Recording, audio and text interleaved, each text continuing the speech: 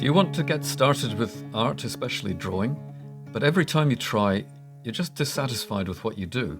Let me show you a three-stage approach that might just help you produce something you can be pleased with, and that gives you that bit of help to get over the start line on your creative journey.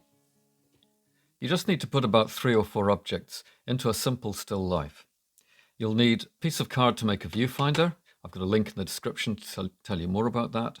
Some paper, a pen, and some cheap coloured pencils. All you need to be able to draw is 3 basic shapes: a rectangle, a triangle, and a circle. We'll start by using the viewfinder to outline a box or a frame on the paper, which will make it easier to build up a composition. And then we're going to look through the viewfinder to frame the still life and make it easier to place things. In this first part, we're just using one shape to outline one object. It's as if you're making a box to fit roughly around it. And what I'm going to show you in the side panel is a bit of a mind's eye overlay so that you can see how I'm visualizing each object. We're also going to let the shapes overlap, so it's as if you've got a kind of X-ray vision going on. If you want to use the edge of your viewfinder as a straight edge to help guide you at this stage, then that's fine too. Although I'd encourage you later to try and become more independent of using straight edges for these kinds of things. But you can build that up as your skills grow. So here for the bottle, I'm just using a simple triangle to cover the whole thing, and I'm going to add a little rectangle to stand in for the label. An advantage with drawing with a pen is that you can't erase the lines, and I think that's a good discipline to get into from early on because it forces you to have to commit yourself to a line, and you can always repeat this as many times as you want to. Another important point with this is we're working from observation. You're looking at the subject before you place any shapes. And observation is a really important foundation skill. It's essential really to all visual arts and that you can develop all the way along your journey.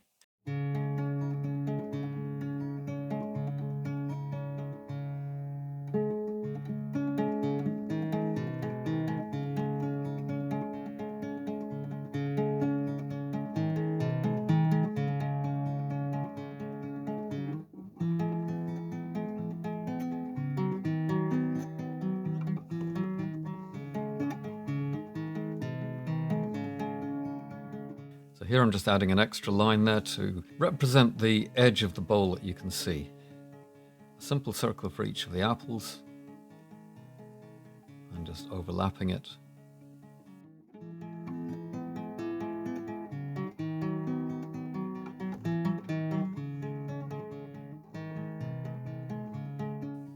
And for the banana, I'm just using a triangle to just enclose the whole thing.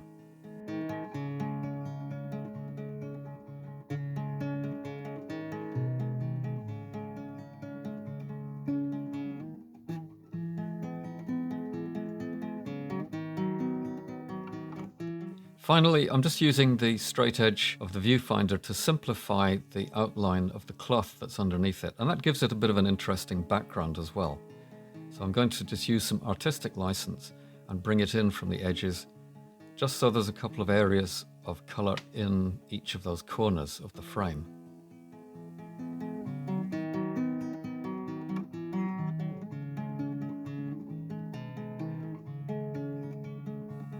Now we're going to add some colour.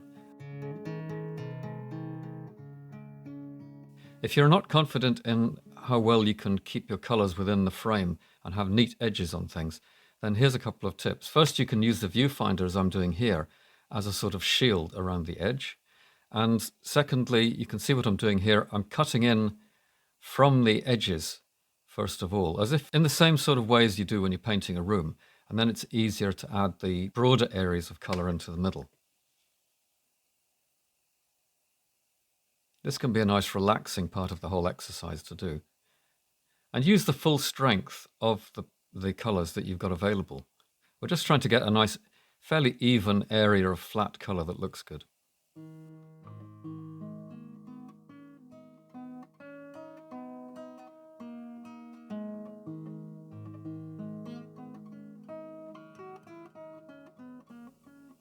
We're not trying to match anything in real life, but we can refer to it, or be a bit inventive as I am here with the background cloth colour. These cheap pencils don't mix together quite as well as more expensive ones. And if you do want to mix these kinds of colors, then you really have to work one over the other very lightly and gently. I've found with these ones you can't really mix more than 2 colors successfully. But with more expensive colored pencils and crayons and so on, then you can do that.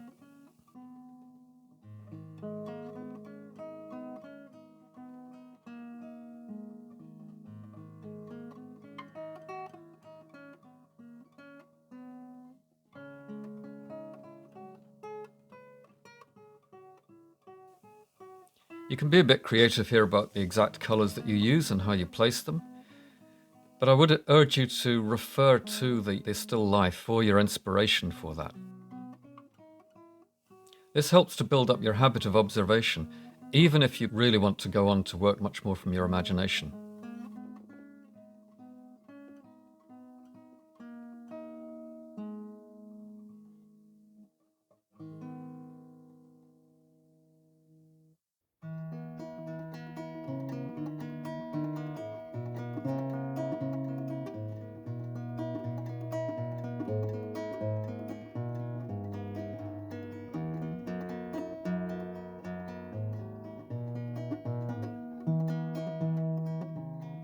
There's the finished product from this stage.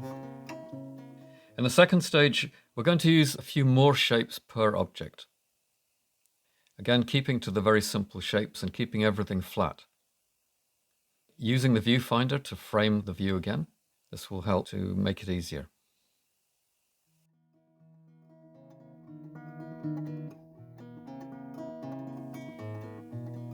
At this stage, we're not worried about trying to show 3 dimensions, just keeping it as a flat composition. I'm breaking the bottle here into 3 simple shapes, 2 rectangles and a triangle. In this part, I'm not going to show you a mind's eye visualization because I'd like you to practice that more yourself and work out your own way of breaking down each of the objects into simple shapes. But above all, keep it easy to do.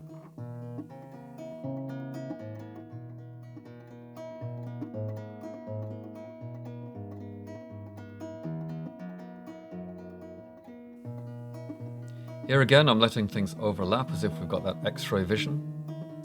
And this also opens out more options for colouring.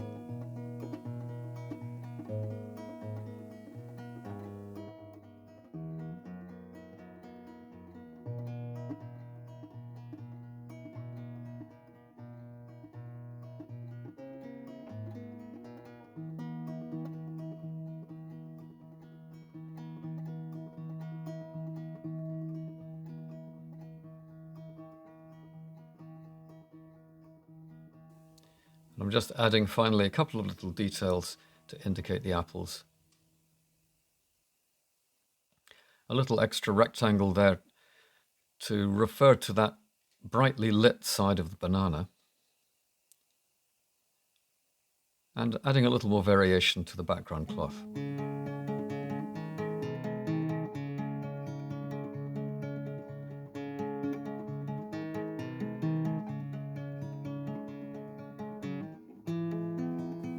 Again, when I'm putting the colours in, I'm aiming to keep them pretty flat. I did get a bit carried away here and tried to put a bit of extra shading in the background, but I don't think it really worked very well, and if I was repeating it, I wouldn't try that. I'd just keep it a simple, flat colour. But of course you can do whatever you want, whatever works for you.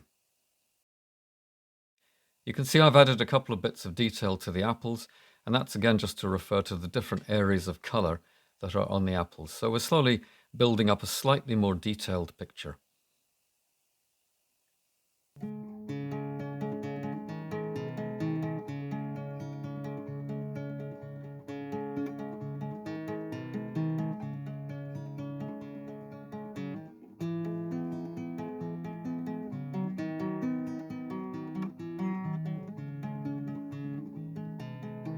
And that's the end of stage 2. In the third stage, we're going to start exploring the third dimension. We're going to start indicating a little bit of depth. But we're still going to do this using these simple basic shapes. In this one, I will show you a mind's eye overlay on a photo of the still life, just so it's a bit easier for you to see why I'm choosing the shapes that I am. If you've seen any technical drawing before, this might remind you of a type of technical drawing called isometric drawing, although this is not an isometric drawing in itself, but it is slightly flattening things out. Here we're going to actually have things overlapping and not quite so see-through. Keep observing the subject for this, so you're always referring to the still life before you do each stage. So you can see I've flattened out the ovals that would represent the top of the bottle and of the little jar there, and also the bowl itself, to avoid any of these slightly more difficult to draw curves. And just enclose that ellipse with a square that's been squashed slightly. This will also give it some kind of coherent style. Simplifying the details on the bottle label.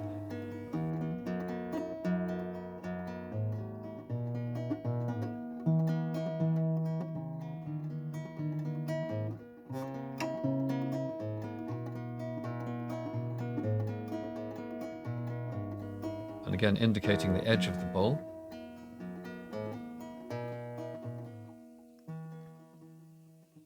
And just using a very simple detail on each of the apples, just to show what they are.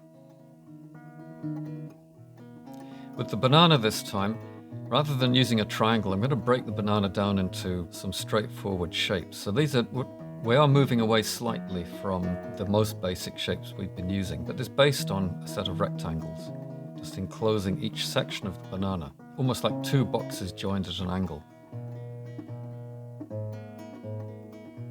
You'll also notice that I'm not using the viewfinder as a straight edge guide anymore. And I'd encourage you to try and work more confidently freehand like this. Here on the background cloth, I decided to get a bit more inventive and just add a bit of detail that isn't actually there on the original one, just to give a few more options for colouring and making it a bit more of an interesting composition.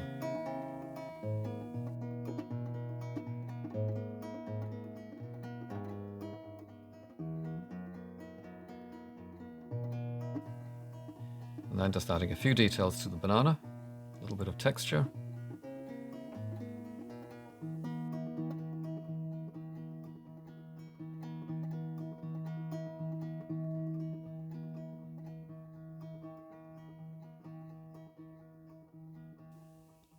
And now adding the colour at high speed.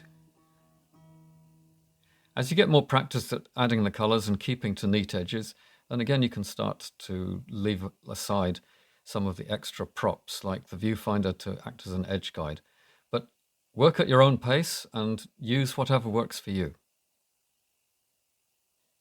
I'm using the shading of the colour to begin to hint a little bit at sort of three-dimensional shapes and shadows, but I'm not trying to take it too far. I think it's best for this kind of approach to keep it still fairly flat and simple at this stage.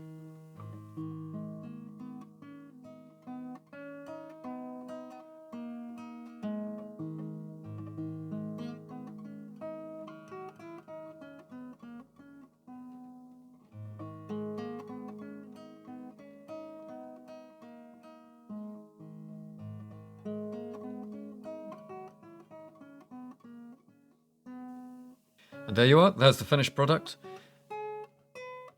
The final thing you can do with this is to go over all the lines again with a black pen, just to slightly strengthen them.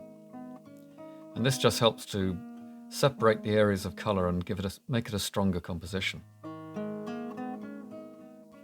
So where can you take this next? First, if you found this useful so far, it'd be great if you give it a thumbs up. That really helps the channel. And if you want to support the channel further, then there's a Buy Me a Coffee link down in the description. I've already mentioned that you could go back over some of the work that you've done already and strengthen the lines around it. You could, of course, do a larger version. You might even want to use it as the basis for a painting. If you don't have a still life available or a space to do it, you could always go back to the early stages of this video and just pause it there where you can see a full screen shot of the whole still life arrangement and just work from the one that I've produced here. If you'd like me to make a stage 4 video showing what I think is the logical next step with this, then please let me know in the comments below. Even if the style that I'm using here is not a style that you really want to continue to draw or paint in, remember the purpose of this exercise is just to get you over that start line, get you producing a piece of work that you can be happy with and that can give you that first kind of launch stage to get you started on your art journey. Once you've begun that journey, you can take it in any direction that you want to go. I do recommend, though, that you work on the foundations of drawing from direct observation, because this is a really good basis from which you can build anything else, including drawing things from your imagination or working in more abstract ways, if that's what you prefer.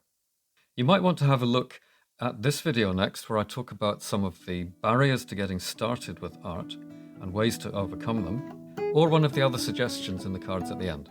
Thanks for watching. I hope to see you there.